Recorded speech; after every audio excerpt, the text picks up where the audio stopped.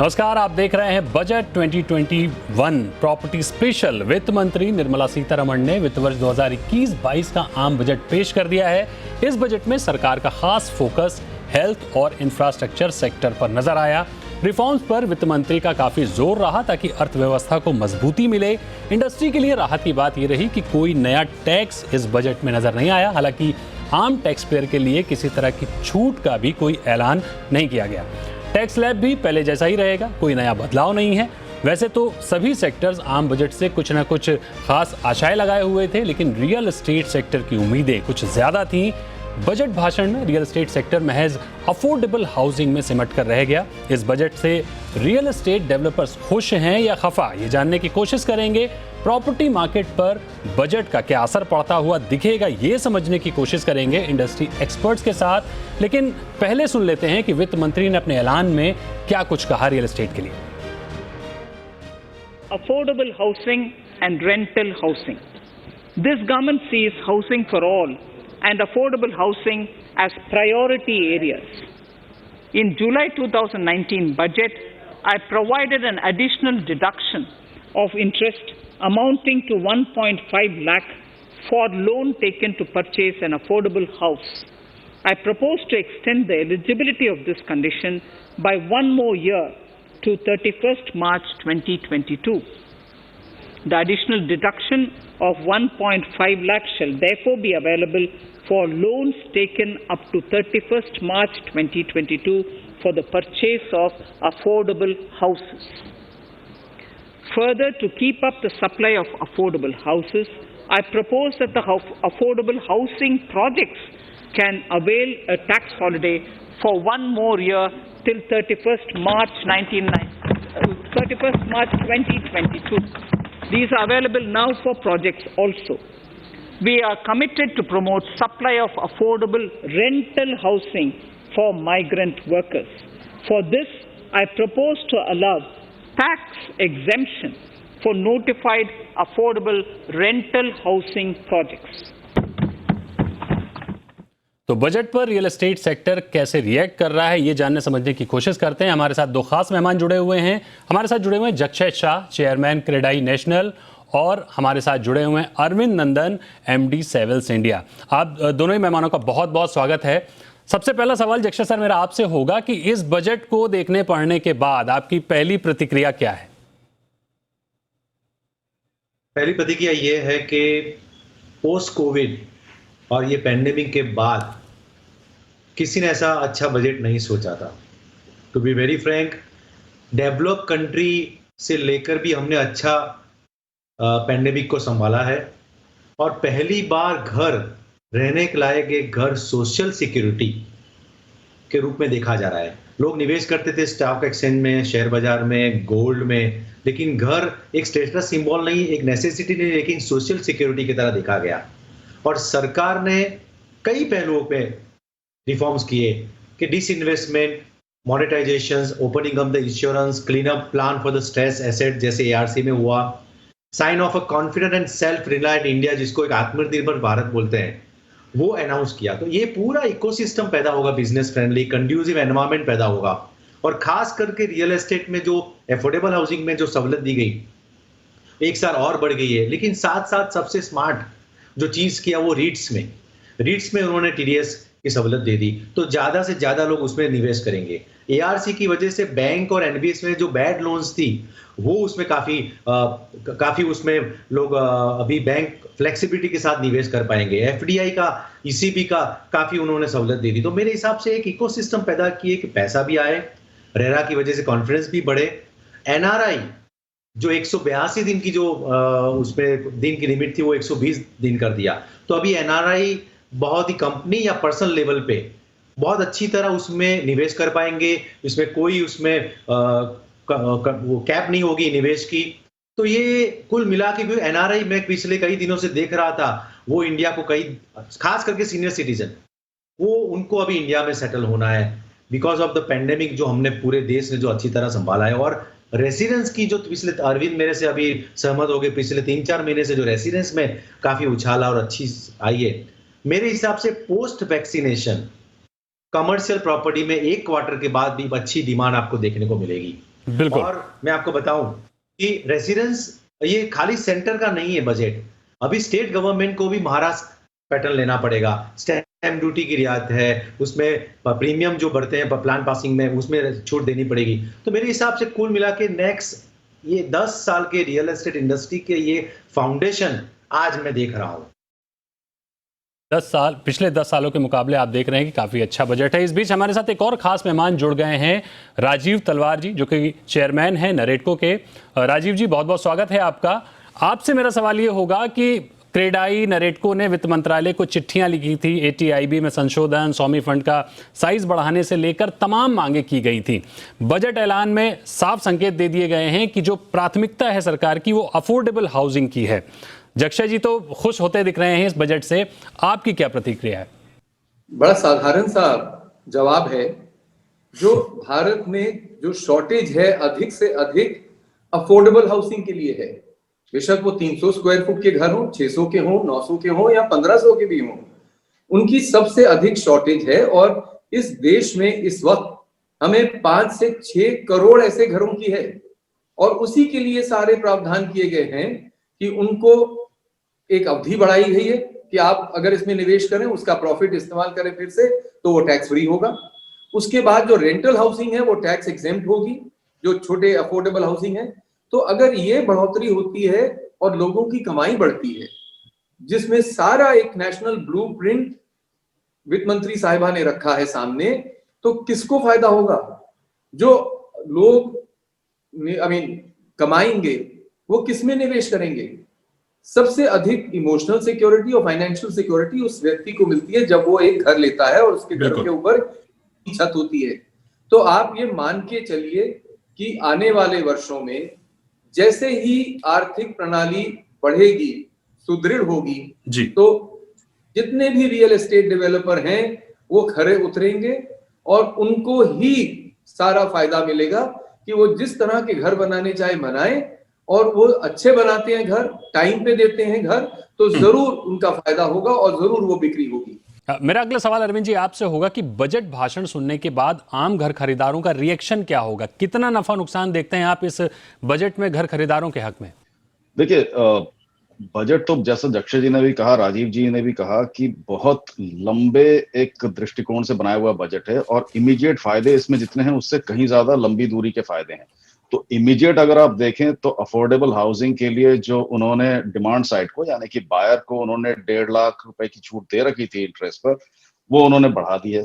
और जैसा जक्षय जी ने भी कहा, हमने देखा दिसंबर के अंत में कि रियल एस्टेट की खरीदी में काफी बढ़ोतरी आई थी और इस कदम से और ज्यादा बढ़ोतरी आने की पूरी संभावना है।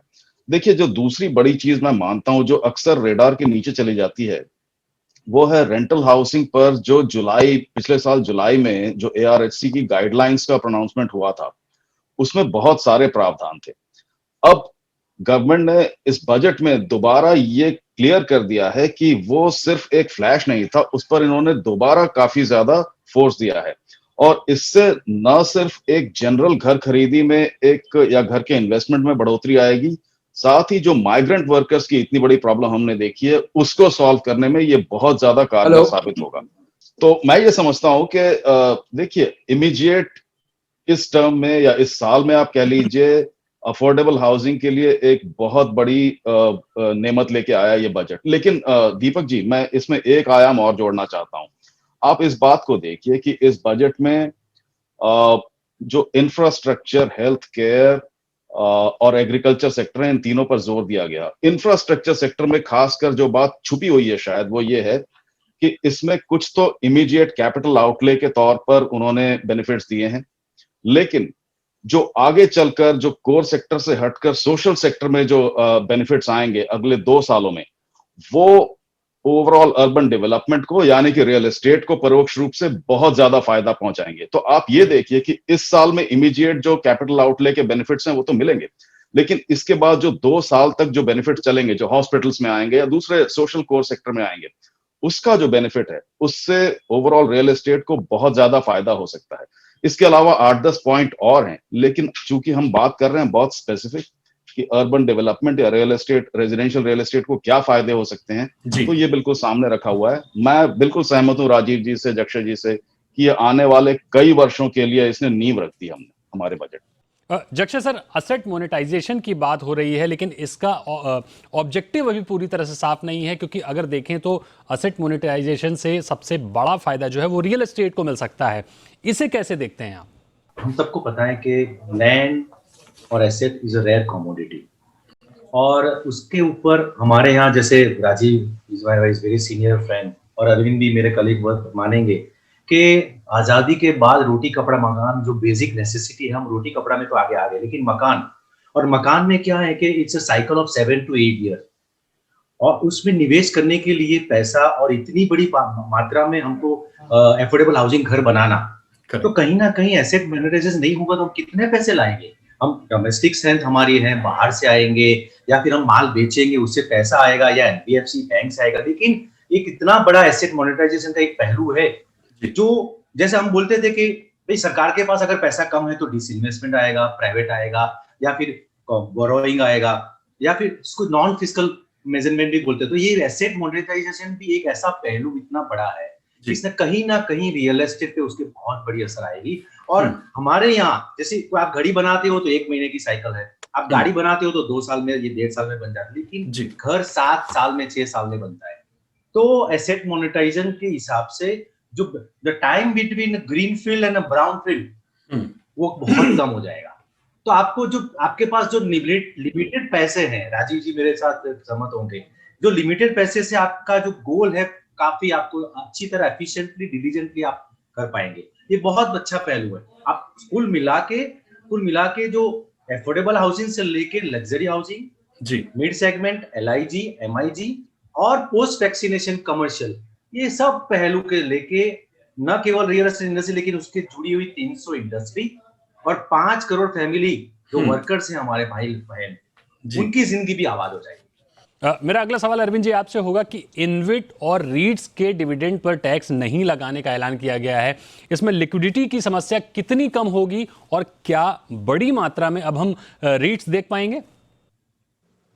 देखिए, रीट तो हमने जो 2 देखे वो बहुत सक्सेसफुल देखे, और हम सबको पता है कि अब तीसरा रीट भी तैयार है, आ जाएगा। आने वाले समय में भारत में रीट्स के लिए बहुत अच्छा माहौल है। बल्कि अगर मैं फिलहाल जो नहीं कहा गया, अगर उसमें उस दायरे में भी चला जाऊं, तो आने वाले वर्षों में भारत में न सिर्फ कमर्शियल बल्कि दूसरे रियल एस्टेट क्लासेस में भी रीट हो सकती है। हमारा मार्केट इतना स्ट्रांग हो गया रेरा आने के बाद, तो इसलिए उसमें जो भी एग्जेम्पशन आज आप देते हैं वो न सिर्फ लिक्विडिटी बढ़ाता है। देखिए दीपक जी, मैं इसे थोड़ा वृहद पैमाने पर देख रहा हूँ। ये न सिर्फ लिक्विडिटी बढ़ाएगा बल्कि जो एनकरेजमेंट देता है इन्वेस्टर्स को इस मार्केट पे विश्वास बढ़ाने को, इस मार्केट में आगे बढ़कर और पहल करने को, पार्टिसिपेट करने को, उसके लिए मैं समझता हूँ ये बहुत पॉजिटिव कदम है। तो लिक्विडिटी एक शॉर्ट टर्म एंगल हो सकता है, लेकिन मैं बहुत ज्यादा इंप्रेस्ड हूँ इस बात से कि सरकार ने ये करके अपनी मंशा क्लियर कर दी कि हम रीट्स को, इनविट्स को इन्वेस्टमेंट के लिए एक बहुत लॉन्ग टर्म प्ले देना चाहते हैं, और ये मेरे हिसाब से एक बहुत पॉजिटिव स्टेप रहा। बिल्कुल, यहां लेते हैं एक छोटा सा ब्रेक और चर्चा को जारी रखेंगे। आप बने रहिए जी बिजनेस पर।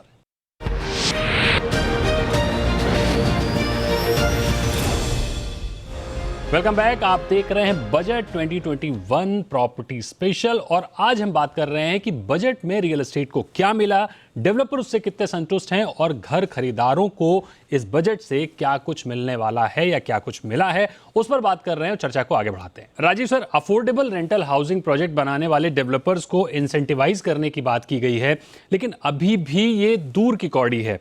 ARSCs को लेकर डेवलपर्स का मानना है कि इसमें ROI निकलना काफी मुश्किल है। घाटे में डेवलपर्स बिजनेस तो करेंगे नहीं, फिर अफोर्डेबल रेंटल हाउसिंग का सपना किस तरह से पूरा होगा?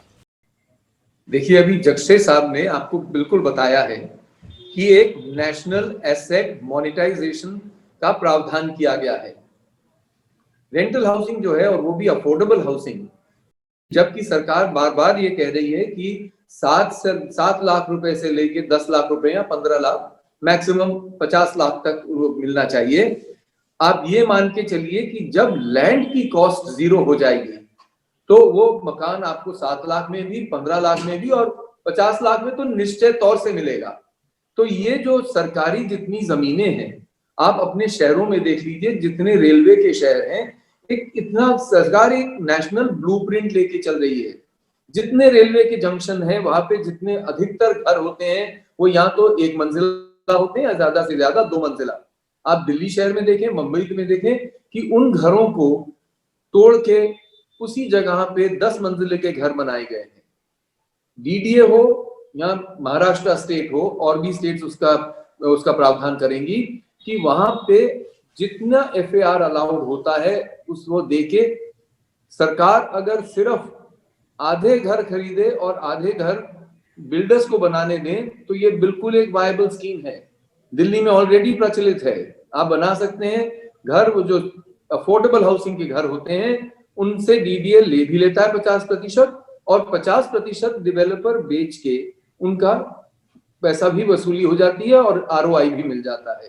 तो इसलिए ऐसे बहुत चीजें हैं जो हो सकती हैं। वित्त मंत्री साहिबा ने कहा है कि 4,378 अर्बन लोकल बॉडीज को भी पैसा दिया जाएगा उनको इम्प्रूवमेंट के लिए। तो इसलिए इतने स्कीम्स चल रही हैं कि अगर एक बारी सरकार अपना मन मुटाव कर ले और मन बना ले तो ये मुझे कोई इसमें निराशा नहीं है या कोई संकोच नहीं होता कि पूरी ये स्कीम एक वायबल स्कीम और अधिक से अधिक रेंटल हाउसिंग की स्कीम होंगी, छोटे से घर लेके बड़े से बड़े घर तक। मैं राजीव जी की बात को थोड़ा सा और बल देना चाहता हूं। देखिए, जो अफोर्डेबल रेंटल हाउसिंग स्कीम की जो ARHC की जो गाइडलाइन आई थी उसमें 2 मॉडल बताए गए थे। तो पहला मॉडल तो वैसे भी काफी वायबल लग रहा था, जिसमें कि जो एग्जिस्टिंग घर हैं बने हुए जो सरकार की स्कीम्स के तहत बनाए गए थे, लेकिन जो नहीं किसी वजह से डेवलप हो पाए या बिक पाए, उनको करना था, वो तो वैसे भी वायबल था। दीपक जी, जो दूसरी स्कीम थी ना, उसमें थोड़ी सी दिक्कत बाकी थी, क्योंकि उसमें जो तमाम कंपनियां हैं, चाहे पब्लिक सेक्टर की या प्राइवेट सेक्टर की, उनके पास जो जमीन है उसके ऊपर बनाने का था, और वहीं पे थोड़ा बहुत सा प्रश्न चिन्ह था। लेकिन आज जो कहा गया है, जो बल दिया गया है, उसके बाद से वो रोड़ा मेरी नजर में दूर होता हुआ दिख रहा है। तो अब क्या होगा कि हमने ऑलरेडी इंसेंटिवाइज कर दिया, हमने पॉलिसी के लेवल पर आज उसे कह दिया है कि आज हम प्राइवेटाइजेशन के लिए जाएंगे, हम डिसइन्वेस्टमेंट के लिए जाएंगे, तो उसमें जो पहियों की कमी थी ना, वो पहिए लग गए आज। तो इसलिए अब वो मॉडल 2 भी, मैं समझता हूं, थोड़ी सी फाइन ट्यूनिंग के साथ अब मॉडल 2 भी काम करेगा, और इसलिए जो ओवरऑल ARHC है ये अब चल पड़नी चाहिए मेरी समझ से। तो ये बहुत पॉजिटिव रहा। मैं सिर्फ राजीव जी की बात को थोड़ा बल देना चाहता हूँ। बिल्कुल ठीक। और आपको ध्यान देना चाहिए कि टैक्स एग्जेम्पशन मिला है रेंटल हाउसिंग के लिए, वो अगर अफोर्डेबल हाउसिंग है तो बहुत बड़ा प्रावधान किया गया है।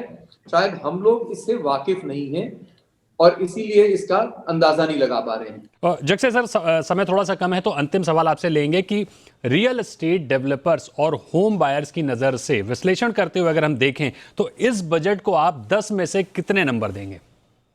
मैं देना तो 10 से 10 चाहता हूं, लेकिन मैं 9 आउट ऑफ 10 दूंगा, क्योंकि थोड़े तो राजीव जी और हम थोड़ा तो क्वेश्चन रहने चाहिए सरकार में जाने के लिए।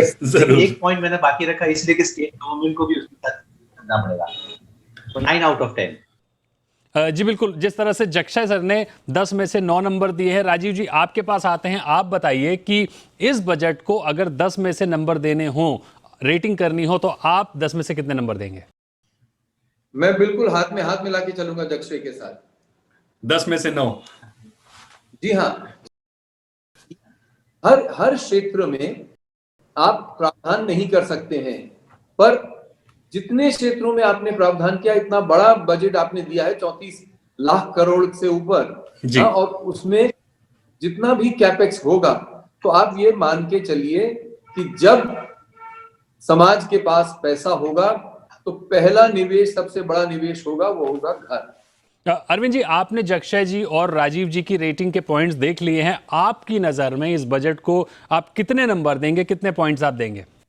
देखिए, मैं वैसे तो 8 देने जा रहा था, लेकिन मुझे लगता है 9 से कम में काम चलेगा नहीं, और मैं कारण बता देता हूं।